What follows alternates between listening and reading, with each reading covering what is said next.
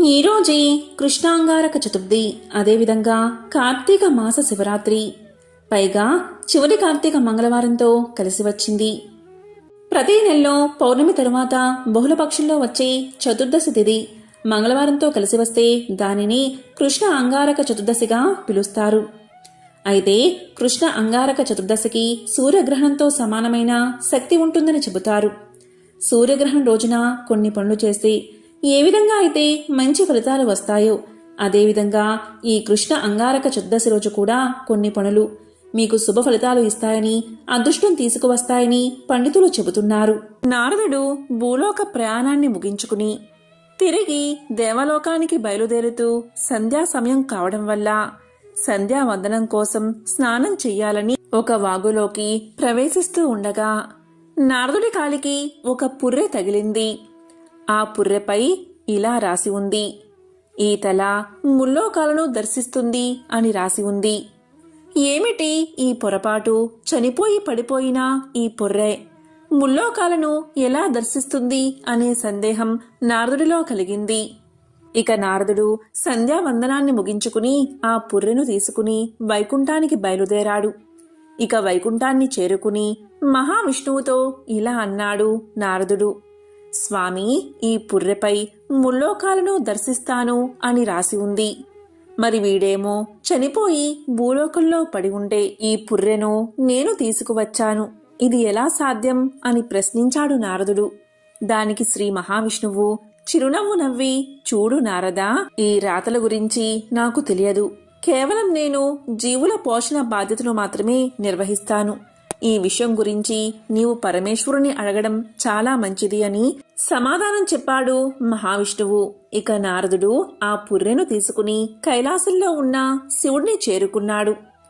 అక్కడ పరమేశ్వరుడితో ఇలా అన్నాడు: స్వామి, ఈ పుర్రెపై ముల్లోకాలను దర్శిస్తాను అని రాసి ఉంది, ఇది ఎలా సాధ్యం అని ప్రశ్నించాడు. దానికి పరమేశ్వరుడు నారదుడితో ఇలా పలికాడు: చూడు నారదా, ఆయువు తీరిన తర్వాత వారి ప్రాణాలు తీయడమే నా పని. కాబట్టి ఈ పుర్రెపై రాసిన రాత గురించి బ్రహ్మను అడగడమే సమంజసంగా ఉంటుంది అని సలహా ఇచ్చాడు మహేశ్వరుడు. ఇక ఆ పుర్రెను తీసుకుని బ్రహ్మలోకం బయలుదేరాడు నారదుడు. బ్రహ్మలోకానికి చేరుకుని వెళ్ళి బ్రహ్మను ప్రశ్నించాడు నారదుడు. ఇక బ్రహ్మదేవుడు ఇలా పలికాడు: ఏం నారదా, విధాత రాసిన రాతనే ప్రశ్నించేంతటి వాడివి అయ్యావా? అందుకే అడుగుతున్నావు కాబట్టి నీ సందేహం తీర్చడం నా ధర్మం అని నారదునితో బ్రహ్మదేవుడు ఇలా అన్నాడు: చూడు నారదా, ఈ పుర్రె తీసుకుని మొదట నీవు ఎక్కడికి ప్రవేశించావు అని అడగ్గా నారదుడు వైకుంఠమని సమాధానం చెప్పాడు. ఇక బ్రహ్మదేవుడు నారదుణ్ణి మళ్ళీ ఇలా అడిగాడు: చూడు నారదా, రెండవసారి ఈ పుర్రెను ఎక్కడికి తీసుకువెళ్ళావు అని ప్రశ్నించాడు. దానికి నారదుడు కైలాసమని సమాధానం చెప్పాడు. ఇక చివరిగా బ్రహ్మదేవుడు నారదునితో ఇలా పలికాడు: చూడు నారదా, ఈసారి ఈ పుర్రెను చివరిగా ఎక్కడికి తీసుకువెళ్ళావు అని ప్రశ్నించాడు. ఇక నారదుడు బ్రహ్మలోకమని సమాధానం చెప్తూ ఎంతో ఆశ్చర్యపోయాడు. ఈ పుర్రెను నా చేతులతో తీసుకుని ముల్లోకాలను తిరిగాను, ఇదే కదా బ్రహ్మరాత అని తనలో తాను అనుకుని ఆశ్చర్యపోయాడు. ఇక బ్రహ్మదేవుడు నారదునితో ఇలా పలికాడు: నారదా, ఇప్పుడు చెప్పు, నేను రాసిన రాతలో ఏదైనా దోషమున్నదా అని ప్రశ్నించాడు. ఇక నారదుడు తన తప్పును క్షమించమని ఆ పుర్రెను వదిలేశాడు. అది భూమిపై పడి పగిలిపోయింది. ఆ జీవికి కపాల మోక్షం లభించింది. చివరకు ఆ జీవి భూదేవిలో ఐక్యమైపోయింది. ఇదంతా చూస్తున్న నారదుడికి తల తిరిగినట్లు అయినది. ఇక బ్రహ్మదేవుడు నారదునితో ఇలా పలికాడు: నారదా, అతని కథ చెప్తాను విను. ఇతను పూర్వం ఒక మహర్షి. పరిపక్వత చెందని కారణం చేత ఇతనికి ఆ జన్మలో మోక్షం లభించలేదు. తనకు లభించిన డబ్బు కాని, బంగారం కాని, రూపవతి అయిన భార్య కాని, మోహాపరుడు కాక అన్నిటినీ తునప్రాయంగా త్యజించి మోక్షలోకాలను పొందగలిగాడు అని నారదుడికి బ్రహ్మదేవుడు సమాధానం చెప్పాడు. ఈ కథలో నీతి ఏమిటి అంటే, నువ్వు ఏది కోరుకుంటే నీకు అదే ప్రాప్తిస్తుంది. నిష్కల్మషమైన సాధన నీ వంతు, ఫలితం ఇవ్వడం నా వంతు. నువ్వు వదిలేయడం అలవాటు చేసుకుంటే నీకు కావలసినవన్నీ నీ వద్దకు చేర్చే బాధ్యతను భగవంతుడు తీసుకుంటాడు. ప్రతి మనిషిలోనూ జ్ఞానమనే దివ్యజ్యోతి పాము వలె నిద్రిస్తూ అనుకూలంగా ఉంటుంది. దాన్ని సాధన చేత నిద్ర లేపినట్లయితే షట్ చక్రాలను ఛేదించడం సులభం అవుతుంది. దీనినే కుండల్ని యోగమని పిలుస్తారు. ఇది మోక్షం అనే ద్వారాన్ని తెరవడానికి తాళం చెవులే పనిచేస్తుంది. కాబట్టి ఎంతో పవిత్రమైన ఈ కథను విన్నవారికి మోక్షం ప్రాప్తిస్తుంది, త్రిమూర్తుల అనుగ్రహం లభిస్తుంది. ఇక భవిష్య పురాణంలోని ఒక విశేషమైన కథను ఇప్పుడు తెలుసుకుందాం. పూర్వం ప్రవరుడి నుంచి గంధర్వ సేనుడి వరకు అధికారంలోకి వచ్చిన రాజుల పాలనలో 3000 సంవత్సరాలు గడిచిపోయాయి. అప్పుడు దేశంలో సకులు అనే దుష్టపాలకులు ఉన్నారు. వారిని రూపుమాపి ధర్మాన్ని పరిరక్షించడం కోసం ఆనాడు శివానుగ్రహం పొందిన శివదృష్టి అనే విప్రుడే గంధర్వసేనుడికి కుమారుడిగా జన్మించాడు. అతనే విక్రమాదిత్యుడు. బాల్యం నుంచే విక్రమాదిత్యుడు ఎంతో తెలివిగా ఉండేవాడు.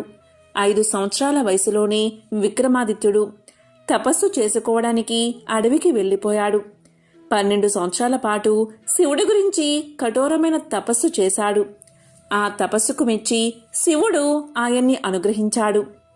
శివుడి సూచన మేరకు భూమి లోపల అంబావతి అనే నగరంలో ఉన్న దివ్య సింహాసనాన్ని బయటకు తెచ్చాడు.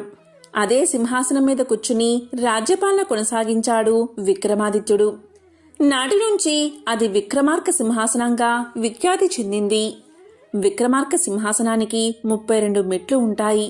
ఆ మెట్ల మీద వరుసగా 32 సాలవంజికలు ఉంటాయి. పార్వతీదేవి ఈ దివ్య సింహాసనాన్ని పరిరక్షించడానికి వైతాళుడు అనేవాణ్ణి పంపించింది. వచ్చిన వైతాళుడు సింహాసనాన్ని అలాగే దానిమీద కూర్చునే విక్రమాదిత్యుణ్ణి కూడా సదా రక్షిస్తూ ఉంటాడు. ఈ వైతాళుణ్ణే బేతాళుడు అని పిలుస్తారు. ఆ సమయంలోనే పార్వతీదేవి సింహాసన సంరక్షణానికి పంపిన బేతాళుడు ఒక బ్రాహ్మణుడి రూపాన్ని ధరించి ఆ సభలోకి వచ్చి విక్రమార్కుణ్ణి జయీభవ దిగ్విజయీభవ అని ఆశీర్వదించాడు. విక్రమాదిత్యుడు ఆయన్ని సాదరంగా స్వాగతించి సత్కరించి ఉచిత ఆసనం మీద కూర్చోబెట్టాడు. అక్కడ కూర్చున్న బ్రాహ్మణుడి రూపంలో ఉన్న బేతాళుడు విక్రమార్కుడి తెలివితేటలు పరీక్షించాలి అని ఆయనతో ఇలా అన్నాడు. ఓ విక్రమార్క మహారాజా, మీకు ఒక కథ చెబుతాను, వినండి, మీరు నాకు జవాబు చెప్పాలి అని కోరతాడు. సరే అన్నాడు విక్రమార్కుడు. ఇక బేతాళుడు ఇలా చెప్పడం ప్రారంభించాడు. ఓ విక్రమార్క మహారాజా, పూర్వం సకల సౌభాగ్యాలతో వర్ధిల్లే వర్ధమానపురి అనే నగరముంది. రూపసేనుడు అనేవాడు ఆ నగరానికి అధిపతి. ఆయన భార్య గొప్ప పతివ్రత. ఒకనాడు రూపసేనుడు కొలువుతీరిన సభకు వీరవరుడు అనే క్షత్రియుడు తన భార్య, కుమారుడు, కుమార్తెలతో కలిసి రాజసభలోకి వచ్చాడు. తన కుటుంబాన్ని పోషించుకోవడానికి తగిన పని కల్పించమని రాజుని ప్రాధేయపడ్డాడు. రూపసేనుడు ఆ క్షత్రుడి మాటల్లో ఉన్న వినయం, నీతి, నిజాయితీ అతన్ని కదిలించాయి. వెంటనే వీరవరుణ్ణి ఆ రోజు నుంచి తన సింహద్వారానికి రక్షకుడిగా నియమించాడు. అంతేకాదు, వేతనం రోజుకి 1000 బంగారు నాణాలను ప్రకటించాడు. ఇక వీరవరుడు రాజుకు కృతజ్ఞతలు తెలిపి తన విధిని తాను నిర్వర్తించసాగాడు. కొద్ది రోజుల తర్వాత రూపసేనుడు చారుల్ని పిలిచి తాను ఇచ్చే బంగారు నాణాలను వీరవరుడు ఎలా ఖర్చు చేస్తున్నాడో గమనించమని చెప్పి పంపాడు. ఇక చారులు వచ్చి వీరవరుడు ఖర్చు చేసే వైనాన్ని సవివరంగా రాజుకు చెప్పారు. వారి మాటలు విన్న రూపసేనుడికి ఎంతో ఆనందం కలిగింది. ఎందుకంటే వీరవరుడు తనకు ఇచ్చిన వేతనాన్ని కొంచెం మాత్రమే జీవిత అవసరాలకు ఉంచుకుని మిగిలిన ధనాన్ని యజ్ఞయాగాది క్రతువులకు, శివ విష్ణు మందిరాల్లో పూజలు కైంకర్యాలు చేయడానికి, బ్రాహ్మణులకు అనాథలకి దాన ధర్మాలు చేయడానికి ఇలా వినియోగిస్తూ తాను మాత్రం సాధారణ జీవితాన్ని గడుపుతున్నాడు. ఇక ఆనాటి నుంచి వీరవరుణ్ణి శాశ్వతంగా ఆ కొలువులోనే ఉంచేశాడు రూపసేన మహారాజు. ఒకరోజు అర్ధరాత్రి భయంకరంగా వాన కురుస్తూ ఉంది.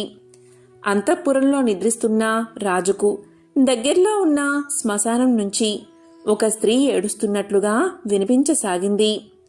ఆ భయంకర అరుపుకు లేచిన రూపసేనుడు సింహద్వారం దగ్గరకు వచ్చి విధి నిర్వహణలో ఉన్న వీరవరుడితో ఇలా అన్నాడు. శ్మశానంలో ఎవరో స్త్రీ ఏడుస్తుంది, ఎందుకో ఏమిటో కనుక్కుని రమ్మని పంపాడు. వెంటనే వీరవరుడు శ్మశానానికి బయలుదేరాడు. అతను వెళ్లిన కొద్దిసేపటికి అనుసరిస్తూ వెళ్లాడు రూపసేన మహారాజు. వీరవరుడికి శ్మశానంలో ఏడుస్తున్న స్త్రీ కనిపించింది. ఆమెను సమీపించి వీరవరుడు ఇలా అన్నాడు. అమ్మా, నీవు ఎవరు, ఎందుకు ఇలా విలపిస్తున్నావు అని అడిగాడు. దానికి స్త్రీ ఇలా సమాధానం చెప్పింది. నాయనా, నేను ఈ రాజ్యానికి లక్ష్మిని, ఈ రాజ్య భోగాలకు ప్రజల సుఖానికి ఆనందానికి కారకురాలని. ఈ మాసం చివరిలో రూపసేన మహారాజుకి మరణగండం ఉంది. ఆయన లేకపోతే నేను అనాథన అయిపోతాను కదా, అందుకే బాధతో విలపిస్తున్నా అంది రాజ్యలక్ష్మి.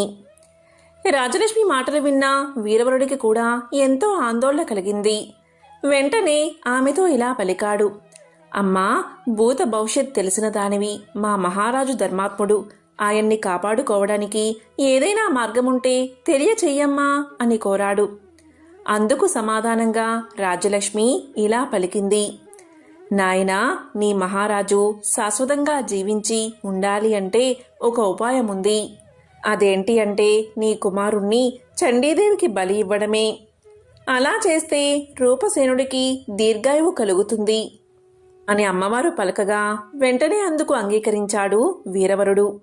అక్కడ్నుంచి సరాసరి ఇంటికి వచ్చి భార్యకి కుమారుడికి విషయం చెప్పాడు.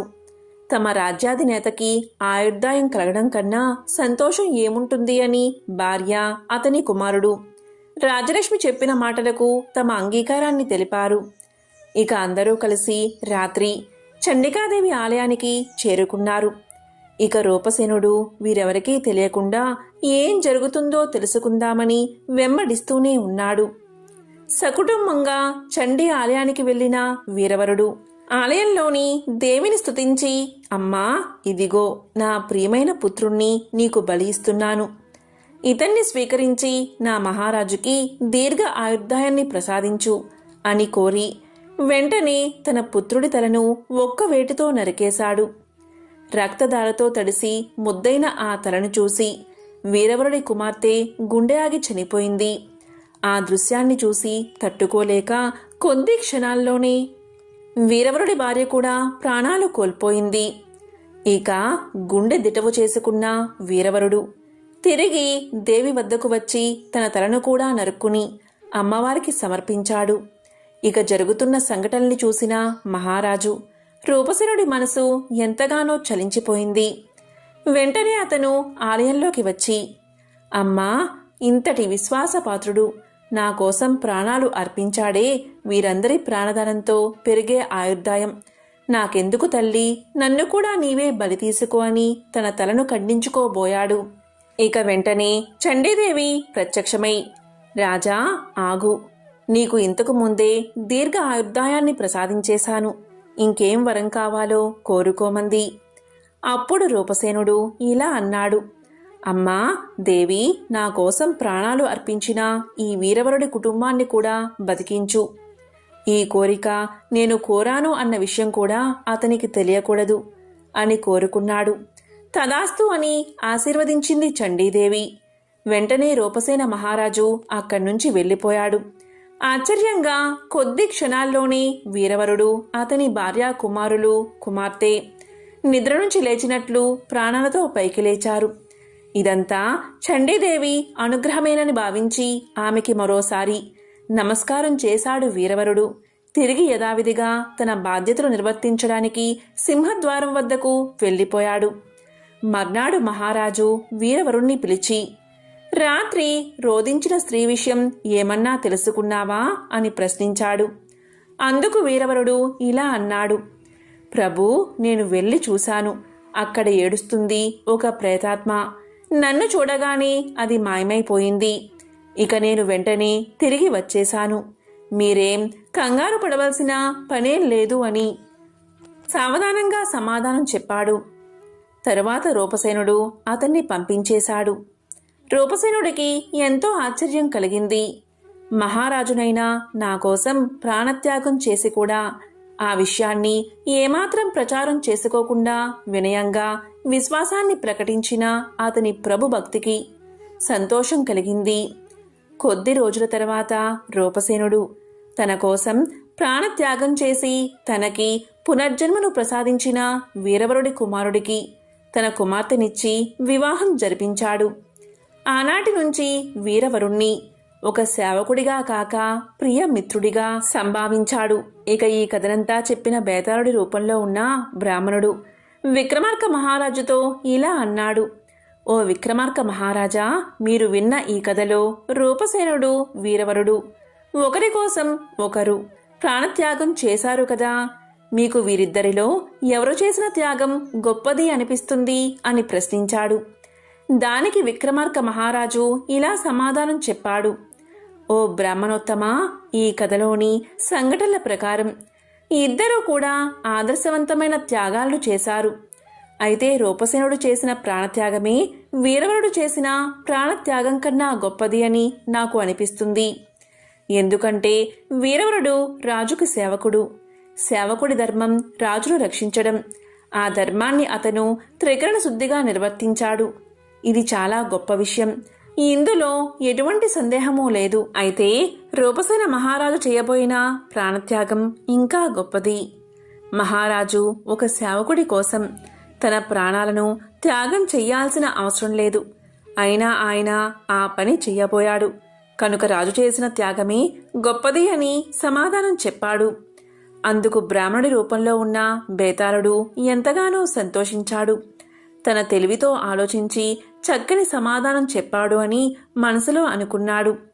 ఇక బ్రాహ్మణి రూపంలో ఉన్న బేతాళుడు విక్రమార్క మహారాజును దీవించాడు. కాబట్టి ఎంతో పవిత్రమైన భవిష్య పురాణంలో ఉన్న ఈ కథను ఈరోజు విన్నా, చెప్పినా, వినిపించినా జన్మల పాపాలు తొలగి కోటి జన్మల పుణ్యం వస్తుంది. సకల శుభాలు కలుగుతాయి. పూర్వకాలంలో కుండినము అనే పట్టణం సింధు దేశంలో ఉండేది. ఆ పట్టణంలో కౌండిన్య నామంతో ఒక బ్రాహ్మణుడు ఉండేవాడు. అతని భార్య పేరు గుణశీల. ఆమె వివాహం జరిగిన దగ్గర నుంచి ఎప్పుడు చూసినా ఏడుస్తూనే ఉండేది. ఆ బ్రాహ్మణ జంటకు కొడుకులు, కూతుళ్ళు, కోడళ్ళు, అల్లుళ్ళు ఉన్నారు. ఆమెకు సకల భోగభాగ్యాలు ఉన్నా కాని ఎప్పుడూ కూడా ఎందుకు ఏడుస్తుందో ఎవరికి అర్థం అయ్యేది కాదు. ఈమె ఏడుపు విని చుట్టుపక్కల వాళ్ళంతా ఎందుకు ఈమె ఇలా ఏడుస్తుంది, ఈమె అరుపులు వింటుంటే దరిద్రానికి సంకేతంగా అనిపిస్తుంది అని తిట్టుకునేవారు. ఈమె ఏడవడానికి ఏదో ఒక వంక చూసుకునేది. పిల్లి చచ్చినా, ఇంట్లో బల్లి చచ్చినా, వీధిలో కుక్క చచ్చినా దాన్ని ఒడిలో పెట్టుకుని ఏడుస్తూనే ఉండేది. కాని విధి మాత్రం ఈమెకు అనుకూలంగా లేదు.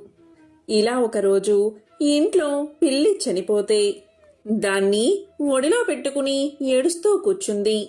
ఆమె ఎప్పుడైతే దాన్ని ఒడిలో పెట్టుకుని ఏడుస్తూ ఉందో వెంటనే ఆ పిల్లి చచ్చింది కాస్త బతికిలేచి వెళ్లిపోయింది. మరలా తెల్లవారేసరికి ఇంట్లో ఒక బల్లి చనిపోయింది. దాన్ని కూడా ఒడిలో పెట్టుకుని ఏడుస్తూ ఉంది. అక్కడ కూడా ఆశ్చర్యం జరిగింది. ఆమె ఒడిలో పెట్టుకుని ఏడవడం మొదలు పెట్టగానే ఆ బల్లికి తిరిగి ప్రాణం వచ్చి వెంటనే వెళ్లిపోయింది. ఆమె జరిగిందంతా చూసి ఏడవడానికి కారణం లేకపోయిందే అని ఇంకా ఏడవడం మొదలు పెట్టింది. ఇలా ఉండగా ఒకరోజు వీధిలో ఒక కుక్క చనిపోయింది. దాని దగ్గరకు వెళ్లి ఒడిలో కుక్కను పెట్టుకుని ఏడుస్తూ ఉంది. ఆమె అలా ఒడిలో పెట్టుకుని ఏడవడం మొదలు పెట్టగానే ఒక్క దెబ్బకు ఆ కుక్క బతికి పరుగు పెట్టింది. అది చూసి, దేవుడా, నాకు మనస్ఫూర్తిగా ఏడ్చే స్వతంత్రం కూడా లేకుండా చేస్తున్నావు అని బోరున ఏడవడం మొదలుపెట్టింది. ఇదంతా చూసిన జనానికి ఇదేదో వింతగా అనిపించింది. అలా వారు ఆమె వైపు విచిత్రంగా చూడసాగారు. ఇక ఏడవడానికి కుదరడం లేదు అని ఒక ఉపాయం చేసింది. బయట ఉన్న తేలులను తీసుకువచ్చి ఉప్పు పాత్రల్లో, మిగతా పాత్రల్లో తేలులను జర్రుల్లో ఉంచింది. ఎందుకు అంటే కూతుర్లు కోడళ్ళు.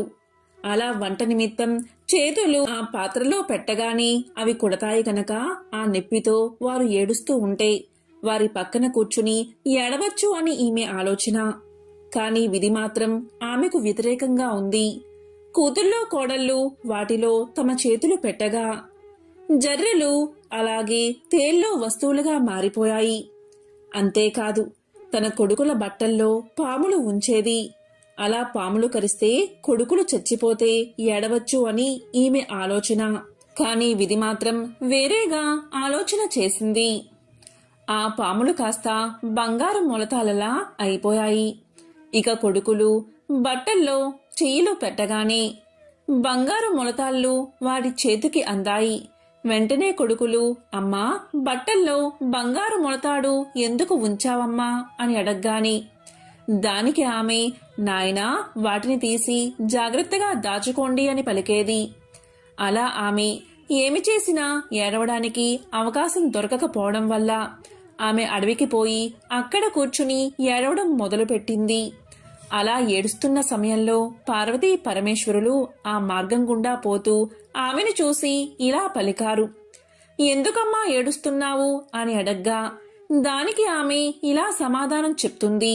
ఓ మహనీయ దంపతుల్లారా, నాకు అష్టైశ్వర్యాలు ఉన్నాయి, కాని ఎప్పుడు ఏడవాలనే బుద్ధి పుడుతుంది. అలా ఏడుస్తుంటేనే నాకు మంచిగా అనిపిస్తుంది. దానికి కారణం మీరే చెప్పాలి అని బ్రతిమాలుతుంది. అప్పుడు పార్వతీదేవి మొత్తం తెలుసుకుని ఇలా అంటుంది. ఓ గుణశీల, పూర్వం నీవు కందాబచ్చలి నోమును నోచావు, కాని దానికి ఉద్యాపన చేయడం మర్చిపోయావు. అందువల్లే ఈ జన్మలో ఈ గ్రహచారం నీకు పట్టింది. నీవు ఈ నోము నోయడం వల్ల మంచి సంతానం సర్వభోగాలు కలిగాయి అని పలకగా గుణశీల అమ్మవారిని చూసి, అమ్మా, ఈ నోముకు ఉద్యాపన ఎలా చెయ్యాలో చెప్పమని కోరింది. దానికి అమ్మవారు ఇలా చెప్తుంది. అయితే విను.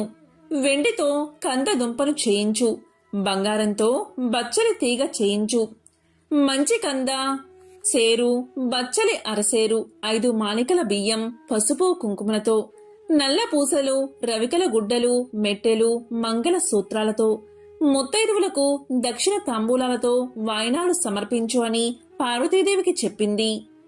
అంతట గుణశీల ఇలా పలుకుతుంది. అయితే తల్లి, నేను వచ్చేంత వరకు ఇక్కడే ఉండమని ప్రార్థించి పరుగు పరుగున ఇంటికి పోయి అన్ని వస్తువులు తీసుకువచ్చి పార్వతీ అమ్మవారికి సమర్పించి ఉద్యాపన చేసింది. ఇక పార్వతీ అమ్మవారు నిండు హృదయంతో ఆమెకు ఆశీస్సులు అందించారు. అంతతో అమ్మవారు అంతర్ధానమయ్యారు. ఇక గుణశీల ఇంటికి వచ్చి జరిగిందంతా ఇంట్లో వారికి చెప్పేసరికి అందరూ ఆశ్చర్యపోయారు. 4 జాతుల వారు కుల భేదం లేకుండా ఈ వ్రతాన్ని ఆచరిస్తే సమస్త దుఃఖాలు తొలగిపోతాయని ఆమె చెప్పింది. దాంతో అందరూ కందాబచ్చలి వ్రతాన్ని ఆచరించి సర్వదుఃఖాలను పోగొట్టుకుని సుఖంగా జీవించారు. ఈ వ్రత కథను ఎవరైతే వింటారో వారికి సమస్త దుఃఖాలు తొలగిపోయి సకల శుభాలు కలుగుతాయి.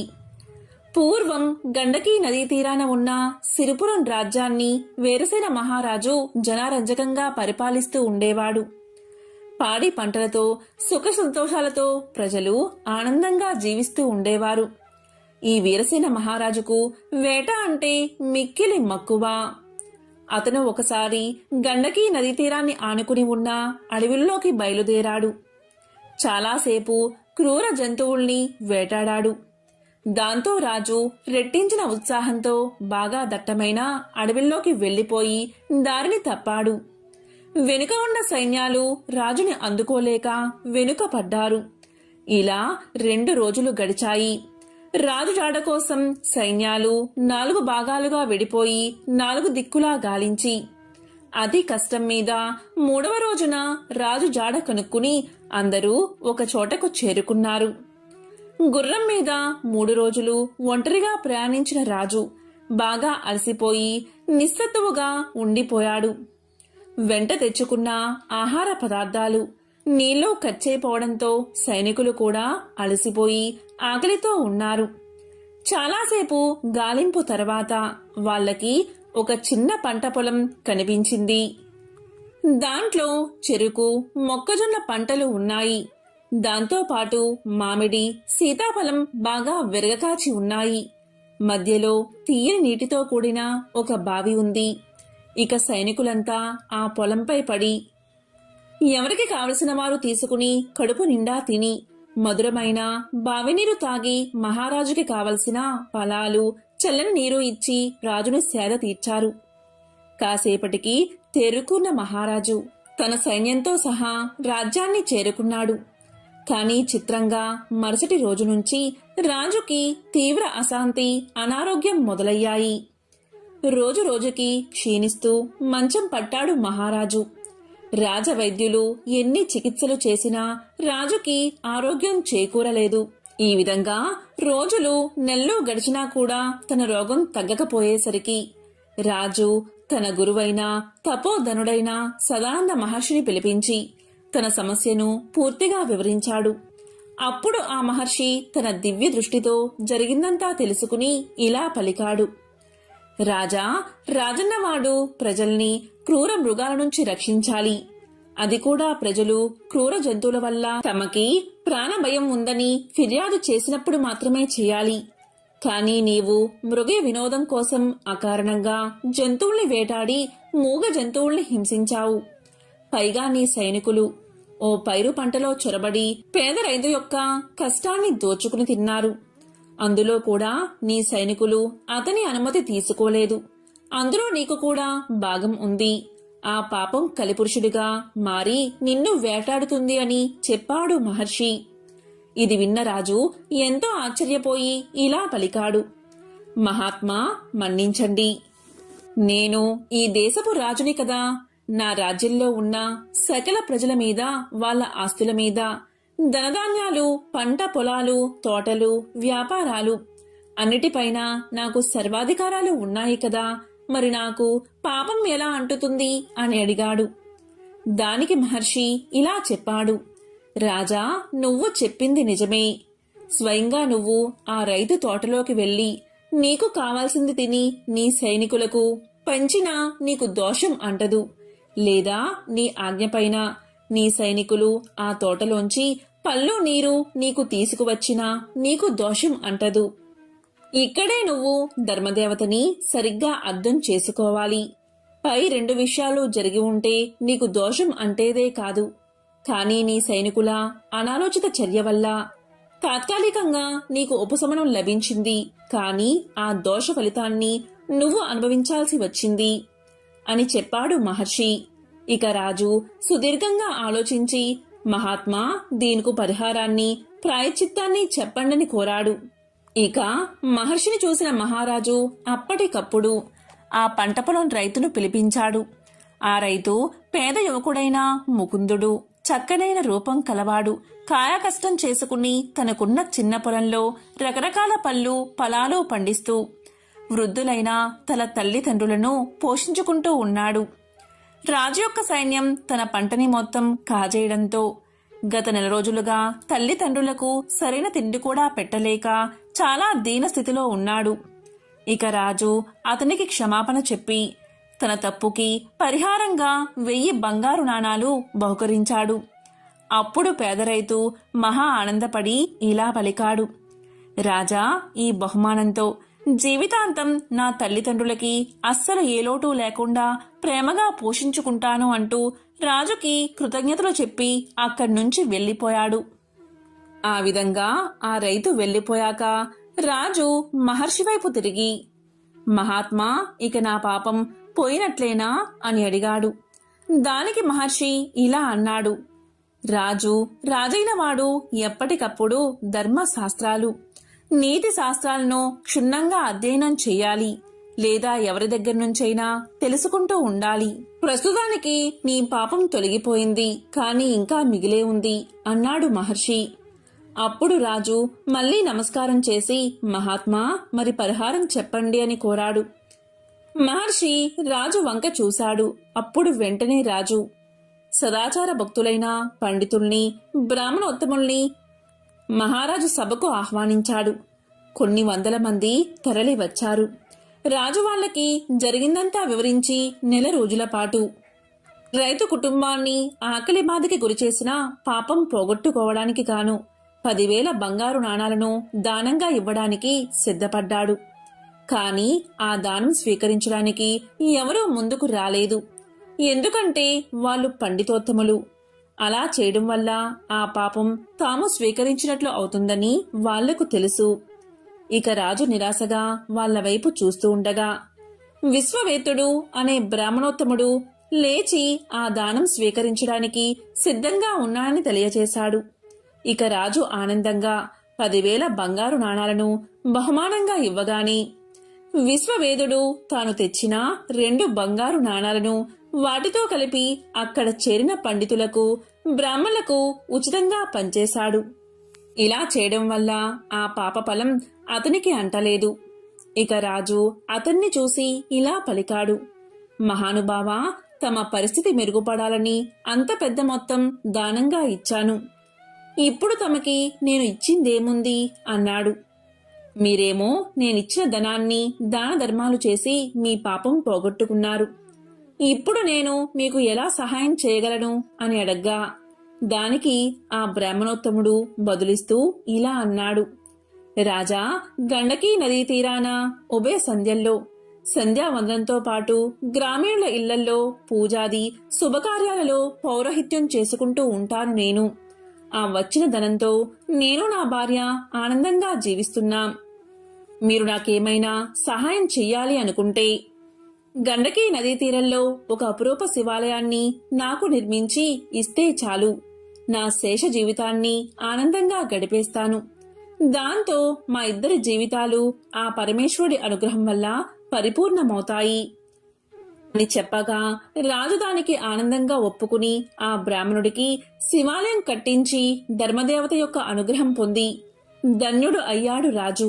కాబట్టి అధికార బలంతో ఇతరుల మనస్సును ఎప్పుడూ నొప్పించరాదు. ఇలా చేస్తే మనశ్శాంతి కరవుతుందని ఈ కథ మనకు తెలియచేస్తుంది. ఎంతో పవిత్రమైన విశేషమైన ఈ రోజు ఈ కథను వింటే చాలు సకల శుభాలు కలుగుతాయి. ఒక బ్రాహ్మణుడికి 5 కొడుకులు ఉన్నారు. వారికి పెళ్లిళ్లు జరిగి భార్యతో హాయిగా కాపురం చేసుకుంటున్నారు. వారిలో 5వ కోడలు కరుళ్ళ గౌరీనోము పట్టింది. ఆమె సూర్యుణ్ణి ఆరాధిస్తూ అత్త సొమ్ము అక్కర్లేదు, మామ సొమ్ము అక్కర్లేదు, పుత్రి సొమ్మొద్దు, పురుషుని సొమ్ము అసలే వద్దు, నా సొమ్ము నాకిమ్ము అని పలికేది. రోజు ఈ విధంగా అండం విన్న అత్తా మామలు, బావా మరదళ్ళు, తోడి కోడళ్ళు భర్తకు ఆమెపై కోపం వచ్చింది.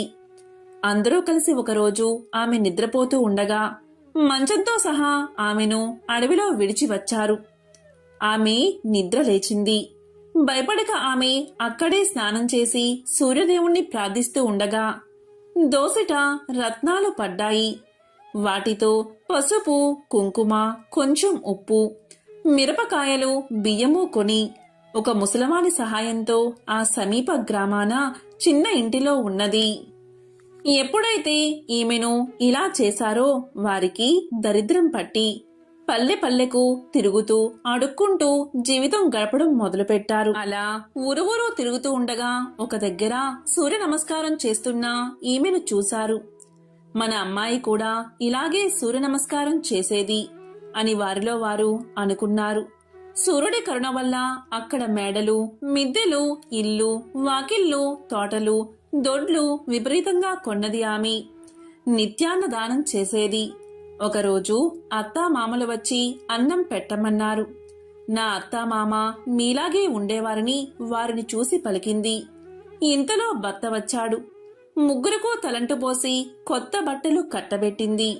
వారితో కరుళ్ళు కొత్తవి కంచెంలో పెట్టి కరుళ్ళ గౌరీనోము నోయించింది. ఇలా 5 సంవత్సరాలు చేయించగాని వారి పాపాలన్నీ తొలగిపోయాయి. దాంతో వారు కోడలతో సహా ఎంతో ఆనందంగా జీవనం సాగించారు. ఎంతో పవిత్రమైన విశేషమైన ఈ కథను విన్నవారికి సకల శుభాలు కలుగుతాయి. ఓం నమో నారాయణాయ. ఓం శ్రీ మహాలక్ష్మియే నమః. ఓం శ్రీ మాత్రే నమః. ఓం నమః శివాయ.